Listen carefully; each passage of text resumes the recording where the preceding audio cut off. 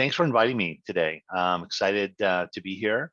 And what we wanted to do today is give you kind of a perspective, one angle. There are many angles, I think, to sorting out all the signals from the noise, or the wheat from the chaff, or the fads from what's going to happen. We think about that a lot. I think our clients struggle with that a lot. When we talk about strategy, we really, to us, it's really about decision making and making good decisions. So that's a better photo of me. That is our focus. We work with a lot of clients on developing what we just call digital products, digital product design, and the technology and implementation to get it through. But our focus is really on sort of the upfront and taking more of a customer focus, sort of a design thinking focus, to help align not just the technologists in some of these companies, but the designers and the operations staff, the folks that have to make it work over time with what customers really want. But I wanted to, so that's sort of a basis, or a foundation, or a thesis for our thinking, are some things I think a lot of us already know. Why we're so customer focused. One is they're informed, they're in control. They have their brands are transparent. They provide. There's a lot of data, information. Some of it good, some of it accurate, some of it fake news. But there's a lot to consider. Pretty much every, and so when individuals, both customers and family members and buyers in large B2B organizations, almost everything starts online. So of course, digital is dominating, not just the reason why customers are in control, but the way that they're going to interact. So that experience with the digital product becomes the brand itself, and that's sort of a fundamental to us. And then finally, it's sort of easy to switch. A lot of brands make it hard to switch, but in reality, with so many options, with that much transparency, then there's a fight to retain the customers. And again, a lot of that happens to occur, in the digital channels. And so that's sort of a basis for our thinking. I'm going to lead. If you've seen this joke, bear with me. I love it, but this is COVID still dominating a lot of conversations that we're having. I think there's still a lot of catching up to do. I love this. This came out almost right away. Who led your digital transformation? Was it the CEO? Was it the CIO or CTO, or was it COVID-19? And so, sorry if you've heard this one before. I think it's so appropriate and so clever. And not only was it disruptive, just disrupting supply chains and disrupting and changing and limiting options and excuse me, changing behaviors, but it certainly accelerated a lot of things. And so Jim just mentioned telehealth. I was talking to the head of healthcare and life sciences at Adobe a couple of days ago, and he had a great line that the telehealth has become the new house call. And there's actually a lot of data that shows that there's more interaction and more time spent with your actual caregiver or your actual physician or provider online than it ever was in the office. And so I think those are just great revelations that are kind of just now really coming out.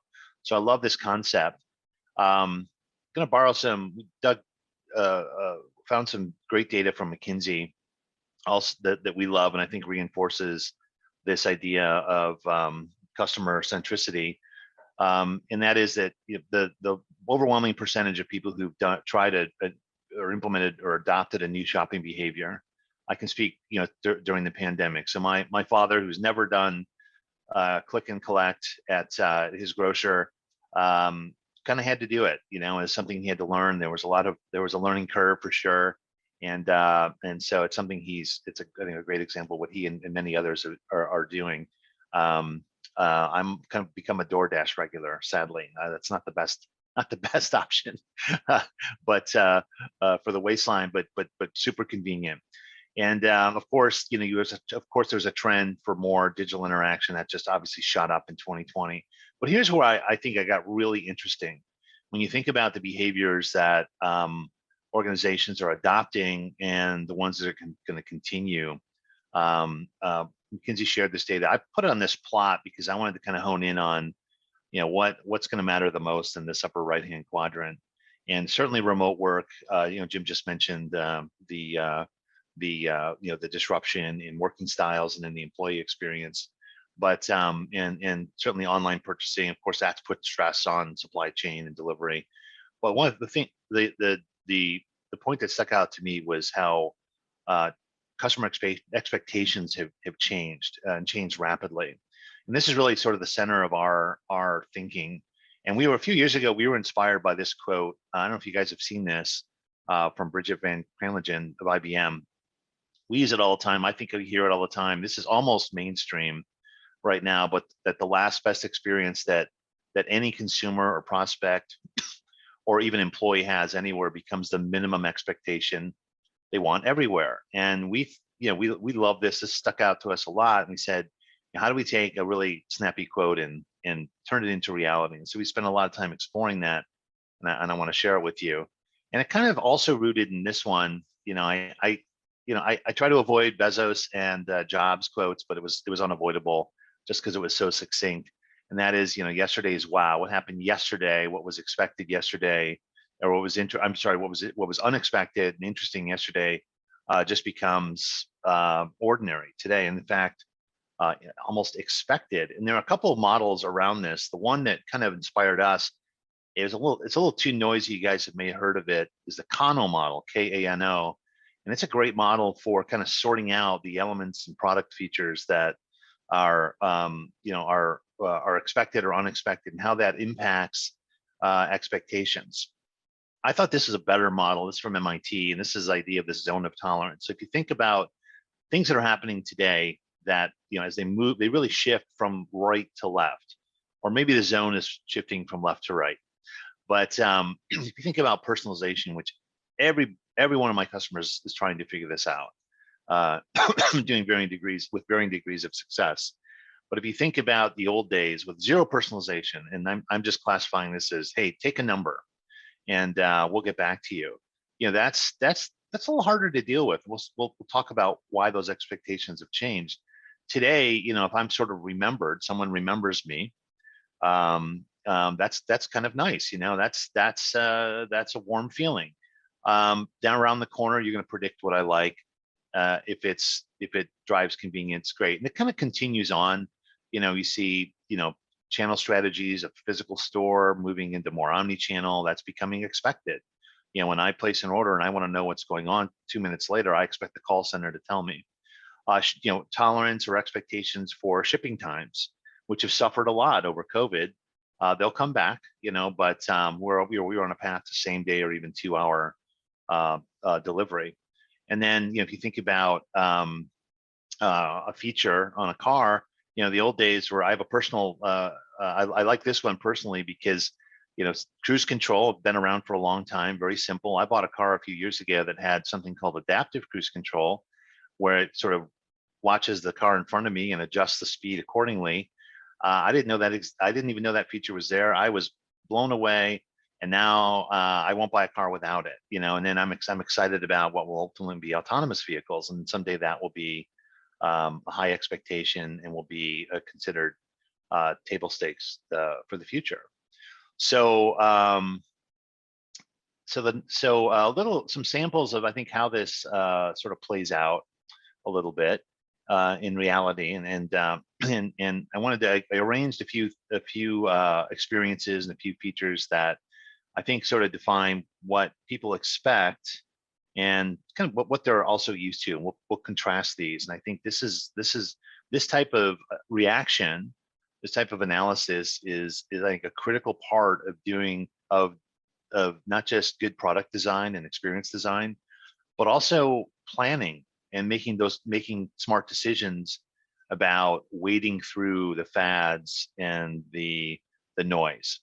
And so a little gallery here, and I'm going to use a scenario of, because I'm assuming everybody here has had an experience buying a car. You've worked with a dealership, and you're, whether it's a new car or a used car, it's hopefully a journey that we can relate to. So I think first of all, what we're kind of used to sometimes is, you're going to sit and you're going to wait. There's going to be a wait time. I'm waiting for a sales associate. When you're just sort of browsing, you ever notice this? You go into the lot, you're just sort of browsing, and then they pile on, they come out of nowhere. And then when you're ready to go, you can't find somebody, or you're going through the financing process, you're waiting for the manager. So you're kind of used to a lot of waiting. Well, I think what people are starting to expect, and this is almost cliche, if you haven't seen the Domino's pizza tracker, there's so much power here that gets around, the idea, gets around the pain, and sort of the pain and angst of waiting. Pizza tracker was what a great innovation. It just kind of shows, giving you an idea of where you're at. Domino's has this 30 minutes or less guarantee. But I think this becomes, starts to sort of bubble up into the collective consciousness and starts to influence, that the negativity of that waiting experience even further. Why didn't they knew I was coming? Why weren't they ready? I've been waiting here. They said it was 20 minutes. It would be 20 minutes. It's been 30 minutes. I just want to know what's going on. So this becomes a really powerful, these types of expectations kind of creep up, make their way into the consciousness, and move out of the zone of tolerance. This is another one. This is a current experience. I was a little surprised about this, to be honest, with this particular dealership, because they're pretty progressive. They're pretty forward thinking. But if I want to test drive, I want to test, I have a busy schedule. And they're asking me to fill out a form. And maybe I'll get a call back. Maybe it'll be convenient. Maybe it won't. Well, I'm a huge fan of Opentable. I haven't used it in a year, but the idea of knowing what's available, who's available, what vehicle is available, or what table is available, could be an analog for what vehicle is available. So this is again an expectation that becomes, makes its way into the consciousness and makes its way into the expectations that the prospects have. And it's inspiration. How can we go from the form to this? Obviously, as a technology solution, there are a lot of logistics and behind the scenes. If you've built one of these experiences, the challenge. But ultimately, this is going to drive a lot of expectations. One of the things we're used to is I'm going to get a salesperson on the floor or out in the lot. May or may not connect with that person. They may or may not be informed. I have a son who is he's sort of a walking encyclopedia of cars. I used to do test drives with him, and he would tell us more about the car than the sales associate would know. It was kind of uncanny. Not to mention, there's a lot of the transparency in the research. You can be as informed, sometimes more informed than the salesperson. But what people over time expect is more of a curated, sort of personalized experience. On the right is actually an experience we helped develop for Neiman Marcus. It's for their VIP program. You at a certain point, you get a personal stylist. You are matched with that stylist. And I think certainly in the automotive space, there's a desire in a lot of categories. In fact, there's this desire for you to us to have a more a long-term relationship, a personalized relationship that takes it a step further. And we can use technology to do that. Again, some of the expectations. Here's another one. If you got familiar with the Ford Bronco, that's they're being released, but other model, but you have to reserve it. And it's a pretty simple process. You kind of put $100 down, sign up for it, wait and see what happens.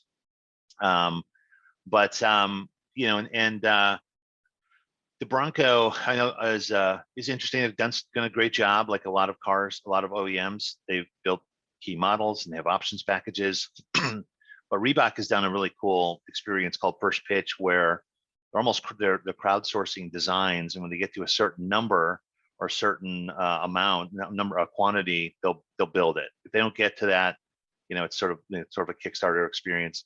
They won't make it. So how does this experience, how can this inspire design and manufacturing on big durable goods and like vehicles, and so there are elements of that kind of coming out.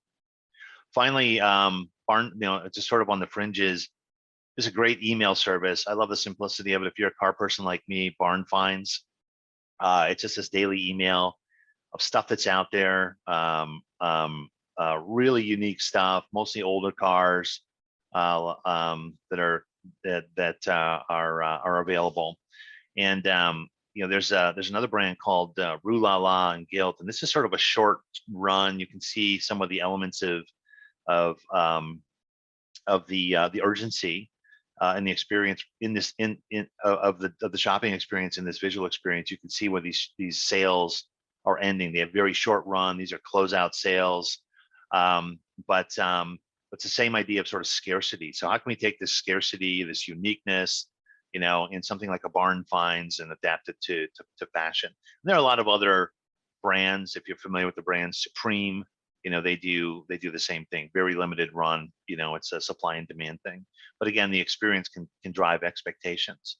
So a few of these, I think these elements all these elements kind of go into a lot of product management and product managers, a lot of organizations sort of struggling with what they need to do. And I'll often say that given this sort of tapestry of stuff, of ideas, and in and out of category that are driving expectations. There's no shortage of ideas. We don't see that. We see some tough problems that are things that are sort of deep in the business that have to be solved. But in terms of innovating and driving and to meet expectations, there seems to be no end to finding ideas. The problem seems to be in choosing the ideas. So you're faced with this sort of tapestry. You have a dilemma. And if you guys are familiar with Clayton Christensen and the Innovator's Dilemma, that influenced a lot of our thinking too, because a lot of our decisions, a lot of attention goes to real, innovation that's really disruptive innovation. And I think, Christensen did the Innovator's Dilemma does a good job of sort of balancing that with sustainable innovation. So what can I do to kind of keep up, versus, when do I sort of make improvements and continuous improvements to keep up and leverage what I have, and when do I take a risk or make an investment, something that I've never done before. And so we've thought about this a lot. I wanted to share the approach that we take, and I hope that it'll kind of inspire some thinking and some things that you can do on your part. We borrowed from a few things. Again, got really inspired by Christensen and Cranlingen and Bezos, and this idea of moving expectations, and then this dilemma between, on the left side, sustainable, on the right side, disruptive innovations. And we after a lot of testing with a lot of clients, we decided that most of the decisions you have to make around what's happening tend to fall in these 6 categories. And but what's important to us is, how do you build a portfolio of these experiences and ideas so you make some good decisions, because you can't do it all. Again, 100 ideas, maybe there are 20 that are viable. There are 5 that will get funded. There are 3 that you'll actually get done, and the clock is ticking. And so how do we organize these in a way that is sort of aligned with expectations around what we call now, everybody's doing it. And you're either you're doing it as well, so you sort of have parity, or you're not doing it, or it's not being delivered well. It becomes table stakes. There's this middle ground. Some people are doing it. Is it going to cross the chasm? Is it trending? It's something we're going to commit to, or is it emerging as something we need to consider? And on the far right-hand side, there's always something that you do, that a brand does, or product does, or should do, that's that's differentiating. How do we protect that? And then what is really innovating? What is something that we're not doing? In fact, nobody's doing. And that kind of falls in this next. So I think kind of getting things organized, and this will be I'm not going to read through this. It's in the document we share. It's in the deck that we shared as well. But just to kind of drill that down a little bit, when you look at things that in the parity, what do you do about it? These are things that you need to maintain, right? Don't let it slip.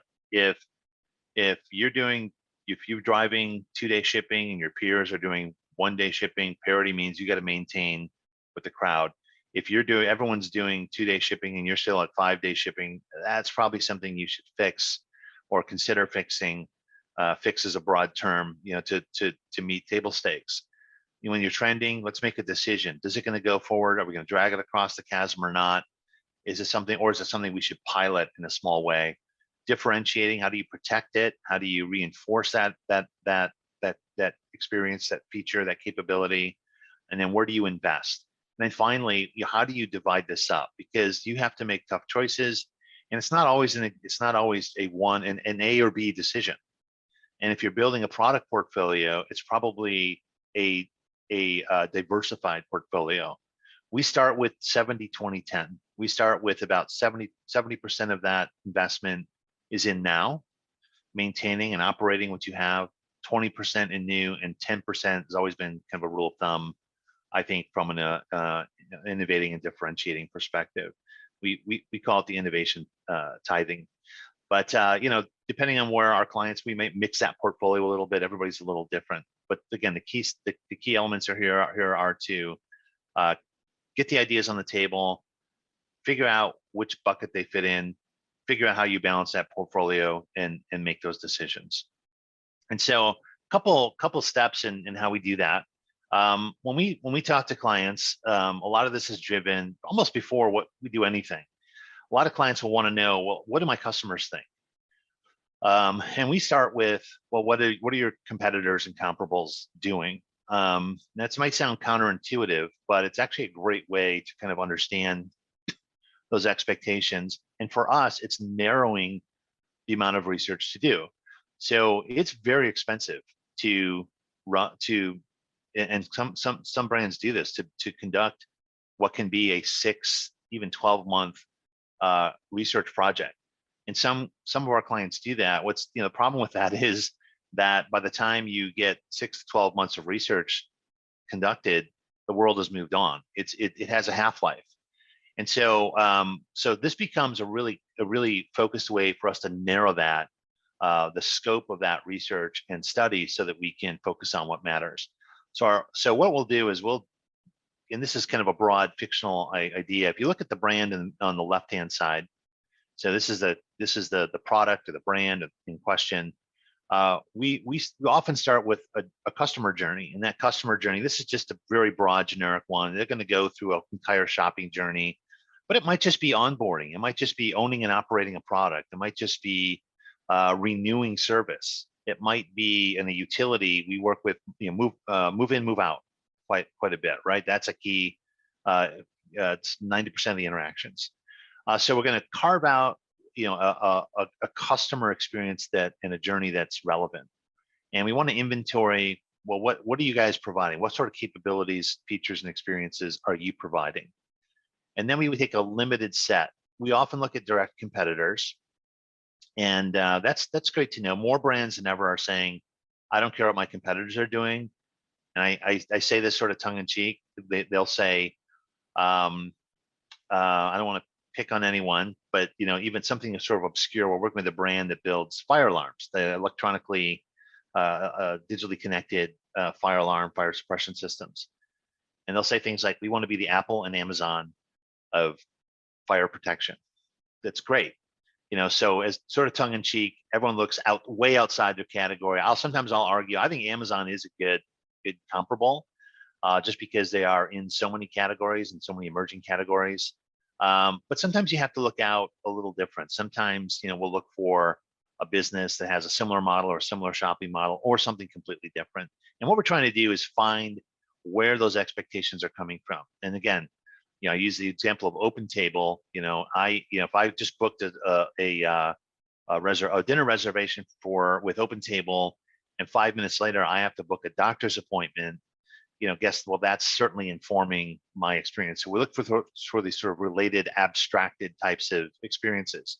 But the idea here is sort of take inventory. First step, what do you do? What do the others do? how do we start to mesh this together? How do we figure out where we stand in terms of customer expectations? And you can see social media feeds. If everybody's doing it, yep, that's right there in our parity category. If you look at SEO in this fictional case, the second line, wow, everybody's doing it. We don't really have an SEO strategy. It sounds like we've got some table stakes to meet, and so on.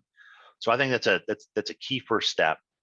The other element that comes into play, if you have time, as we start to narrow, again, if we're going to take, I'll go back here. If you look at all, this is a small example, but if you start to take all the potential experiences and features, again, we want to narrow that funnel down to what's going to matter. Sometimes you have to go into a little deeper level of analysis. And I know that, again, that can be expensive. It can be time consuming, which I get more concerned about. Again, Jim, great study, talked about being fast. You know, it's a great book title. It's not the big that eat the slow. It's not the big that eat the small. It's the fast that eat the slow. So we love the idea of speed. So again, we're narrowing.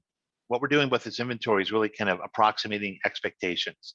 So if we go out there and we build that inventory, it's going to tell us what do we think, you know, our customers are expecting from us.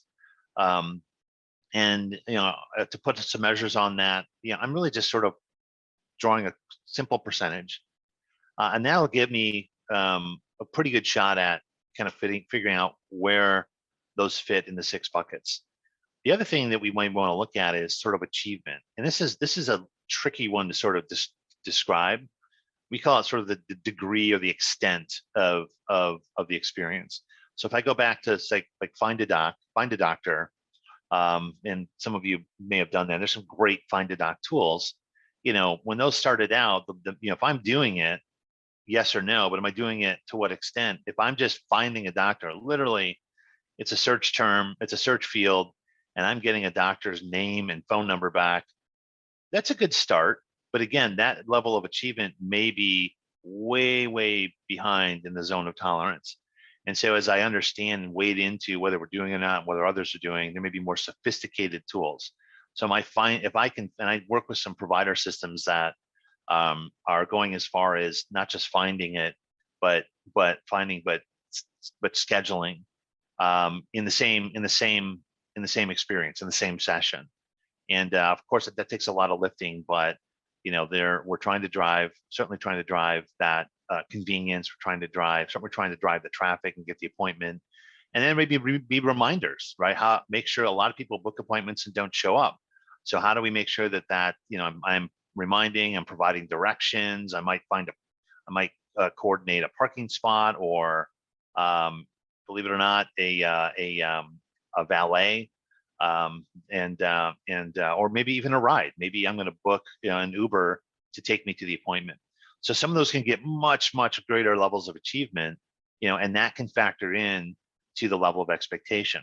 Then finally, if we have time, if we need to focus, it's there. Let's get into the level of performance, because you can have provide a lot of stuff, a lot of features and experiences. You could provide an incredible amount of innovation and achievement, but you know, if it's up and down, it's not quite accurate. You know, if I'm having issues along the way, that's also going to affect, again, the level of expectation. Now, there's a lot of forgiveness for innovative things that are brand new. There's a lot of forgiveness. I think early back to the pandemic, you know, a lot of restaurants were dealing with curbside pickup, and we were all trying to figure that out. And there were wait times and shipping time, wait times. People were kind of understanding.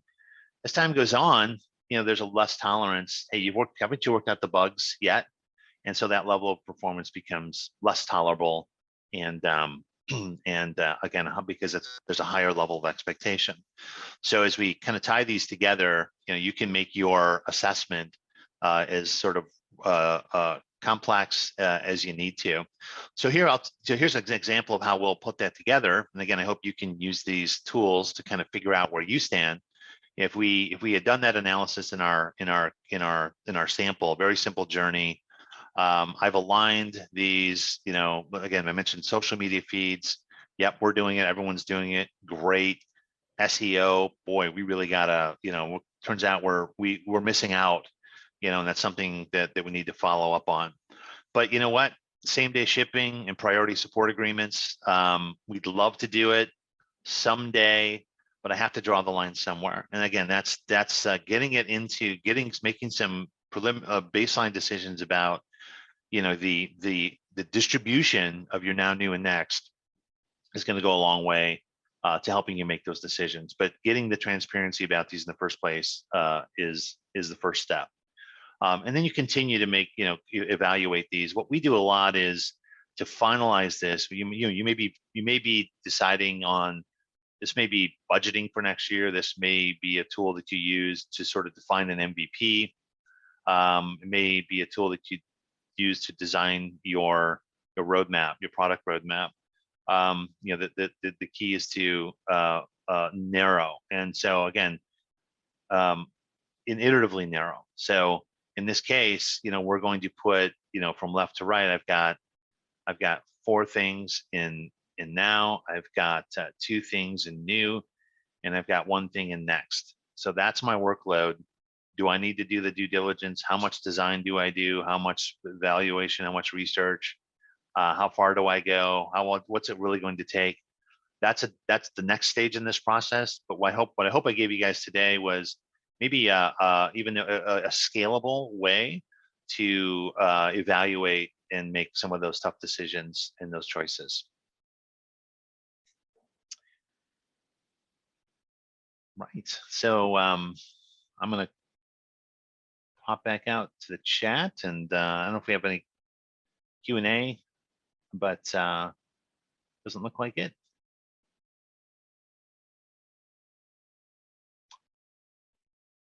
So yeah, if you have a question, feel free to post it in the Q&A channel. If you think of one later or come up with something that you didn't ask, that you wish you had, posted in the Slack channel for Perficient. Jim and others will be monitoring that throughout the day. Just as I mentioned, all the other vendors, et cetera, will also be on there. So one question I had for you, Jim, you speak a lot. The one word you used almost as much as any other is experience and expectation. Mm-hmm. What is the link between those to you that really drives so much of the outcomes that we're trying to reach? The link between experience and expectations? Yeah. Well, I think experience it invokes sort of powerful emotions sometimes, right? We're pressed for time. I'll go back to that. Schedule a reservation, book an appointment. So you are.